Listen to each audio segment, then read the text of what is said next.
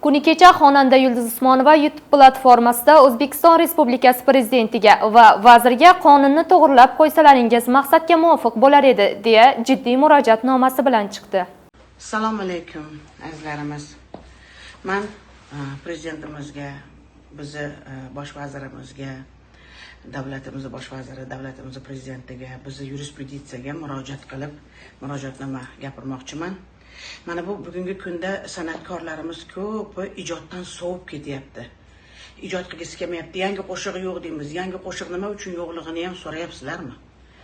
Butun hozir qarasang, haligi chirib ketgan, yo'g'ib ketgan, tarixlarda qolib ketgan shoirlarning qoni qarindoshlari, xotinlari, xotin bola chaqa mozordan uyg'ongan bobosi yo'q boshqasi uyg'onib kelib, "Mani o'g'lim yozuvdi, qizim yozuvdi, kuyovim yozuvdi" deb haligi pulni olib yeb bo'lgan, bugun davo ochib ijod qilgani qo'ymayapti, ko'z ochirgani.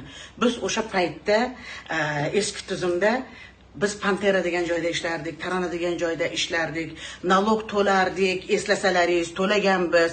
Butun avtorskiy prava o'shanda ham qilingan, hammasi to'langan. Nima uchun o'sha paytlarda o'sha dokumentlar bor-ku, o'sha shirkatlar bekilgani bilan kerakli joyda hali o'sha hujjatlar bor. O'sha hujjatlar ko'tarilib tekshirilsa bo'ladi-ku. Butun o'sha avtorskiy biz konsertdan ham to'g'ri tuzgun nima deydi, tuzroq pul ham olmasdik-da. Haligi qulog'imiz tinchroq tursa bo'ldi, haligi bizga tegmasa bo'ldi deb. Avtorskiy prava u yoqda tursin.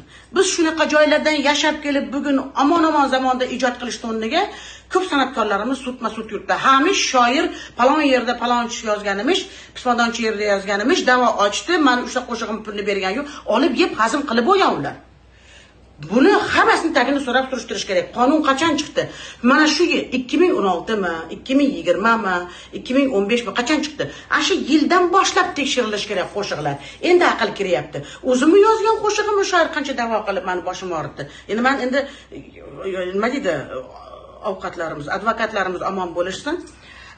Nima deydi, o'shalar bilan anaqa qildik. Men aytmoqchi bo'lganim, o'yinchoq emas-ku, san'atkorni shashtini o'ldiryapsizlar. Ertaga unga nalog yozib, buyruq chiqarib, qo'rqitgani bilan ijod kelmaydi. San'atdan hammani ko'ngli sovutyapmiz va qonun to'g'ri ishlash kerak. Biz o'zini paytda nalogini to'ladik, qo'shiqchilarni hamma qo'shiqlarni yozgan, o'zim yozaman. Ko'p shu anaqalarda olingan qo'shiqlarni she'rlariga, kuylariga, aranjirovkalariga puli to'langan. Nima uchun buni tekshirmasdan bugun kim kimga xolasa da'vo ochyapti? Oldin masalan Pantera, Tarona qarardi qo'shiqlarda anaqasiga ham, avtorstvasiga ham. O'shalar bilan gaplash kerak. Bugun indamasdan san'atkorlar bilan shoirlarning qatdan buncha tili chiqyapti. Shoirlarning o'zini she'rini tekshirsang, bir-biridan o'g'irlab yotibdi. Buyuk shoir. Ana o'sha shoirlar bugun da'vo ochayotgan shoirlarni vatan haqidagi yozgan bironta normal qo'shig'i bormikin? So'rangchi. Vatan uchun jonini kuydirib yozgan narsasi bormikin? Yo'q. Faqat tijoriy hamma yo'lda buzgan shoirlardan chiqyapti bu narsalar. O'zi buyuk shoirlar mana o'lib ketdi ko'pi. Mana Iqbol Mirzo, Mahmud Toyir shuncha go'zal narsa yozadi. Pulam bormi deb qo'yadi hozir qo'l qo'ydirib bir haligi haqqini to'lagani borsang. Haligi pul uchun emas, ijod maratdan keladi. Hamma yo'q tijoriy xalila qo'yib ketdi arzonchilik qilib. Menimcha bu qonun qoidalar to'g'ri ishlasa, eshikma-eshik yurgan shoirlarda ham avval eshikma-eshik yuradi bu shoirlar. Hamma hofiz sizga buni tasdiqlab beradi. Eshikma-eshik yurib, yalinishib, she'rni ayting, nima bo'lsa ham men roziman deydi. Aytganingdan keyin bunaqasiga kelib chiqyapti. Shuning uchun bu ikki taraflama ko'rish kerak va bularga ham qonun qoida ishlash kerak. Eshikma-eshik yurib aytib keyin sudga berganlarga ham jazo ochilish kerak. Ana ular ko'proq to'lash kerak pulni shtrafni. Chunki kim hozir kitob o'qiyapti hozir? Qaysi xalq hozir Instagramda she'r o'qiyman deb ochyapti internetda? Hech kim anaqa qilayotgan, haqiqatni ko'ziga qarasak agar. Shuning uchun ijodkorlarimizni ko'ngli sovib ketyapti, qo'shiq qilgisi kelmayapti. Menimcha ana o'sha da'vo ochayotgan shoirlarni o'zini ham tekshirish kerak. Qaysi yilgacha, nimaga shuncha yildan keyin da'vo ochyapti? Shuncha yil indamay kelgansan, o'sha paytda pulini olgansan. Bugun qo'shiqchilarga da'vo ochilyapti. U paytda biz shirkatlarga ishlardik, Panteraga ishlardik. Ochinglar o'sha paytlarda. Taronaga ishlanardi. Hammani qanaqadir bir shirkatda bo'lardi. Ana shu ikkita shirkat davlatning qo'lida mutlaqo buni hujjatlari bordir, ko'tarilsa olinadi, hammasi qo'l qo'yilgan, hammasi olingan. Shuning uchun men murojaatnomam o'sha qonun chiqqan qonunda bir qator qarorlarni ko'rib chiqib, qonunni o'g'nab qo'yish kerak. Butun hofizlarimizni yaxshisini ham, yomonini ham, arzonini ham, qimmatini ham ko'zini ochirgani qo'ymayapti hozir. Men yozuvdim. Asan qat'iy o'shanda yozgan bo'lsang, yalinib yurib yozdirgansan. O'sha hozir mana Bunyodda ham boshida mana shunaqa ishlarda ochilgan. Eshitib juda xafa bo'ldim.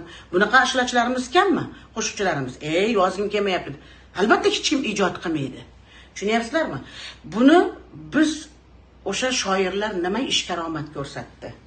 Shundan kelib chiqqan holda nima buyuk narsalar yozdi? Vatanni sen qanday yozib chiqding?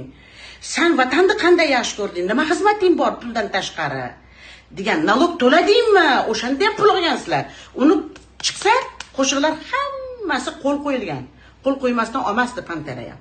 Hammasiga qo'l qo'ygan o'sha shoirlar ham, anaqalar ham ko'tarilish kerak, tekshirib keyin sudga. Bugungi yuristlarimiz ham arzon garov o'ylamasdan bularni o'zini ham tekshirish kerak. Насколько они квалифицированы.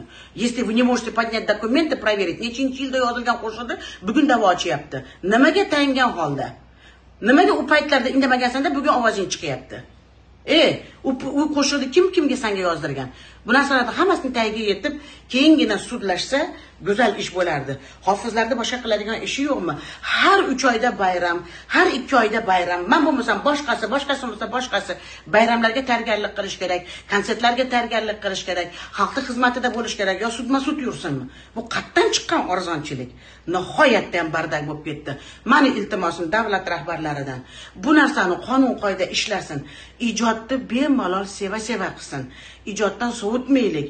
Bu arzon garov o'yinlardan sal qutqaringlar hofizlarimizni. Chunki hofizlar, san'atkor, san'at ahli charchadi bu narsalardan. Kelayotgan odamni o'zini ham tekshirib kerak bo'lsa, o'ziga da'vo ochilib, davlat ham da'vo ochishga haqqi bor. Davlat ham da'vo ochib ana qilish kerak. Sistema ishlash kerak. Shundagina san'atkorlaringizni saqlab qolalasizlar. Chunki men o'zim bunaqa narsani yashaganim uchun bunaqalardan indamasam, mana nima dedim? Endi mayli otini aytmay kasal bo'lib yotibdi. Avval pulini berdik, boshqa qildik, mana sizga xayr dedik. Xotini kelib uyimizdan pul olib ketgan. U boshqasi, u xasta bo'lmamas boshqasini. Dadajon yozganlar ham, otini aytmasam ham biladi o'zi. Xotini kelib pul olib ketgan, ikkinchi xotini kelib pul olib ketdi. Keyin o'zi oxiri kasal bo'lib o'zi pul oldi. Ovozi o'charmikin, endi qo'shiqlarimni aytsin. Endi qo'shiqlarni tandirga qo'yib yondirdim kitoblarni. Qaytib eshigim tagiga ham kelmasin. She'ri ham o'zi ham qursin. Hamma yozgan she'rda emas, odamni olasi ichida. Ko'p shoirlarimiz juda ham arzon purushib ketgan ekan. Они неправду пишут. To'g'rini yozadigan shoirlarimiz ham qolmadi. Bu narsalar tekshirilish kerak degan umiddaman va men iltimos qilaman, qonun qoidalarimizni bir qator qarorlarimizni ko'rib chiqishimiz kerak va bu qaror qachondan ishga tushdi va qaysi yildan boshlab tekshirilish kerak qo'shiqlar.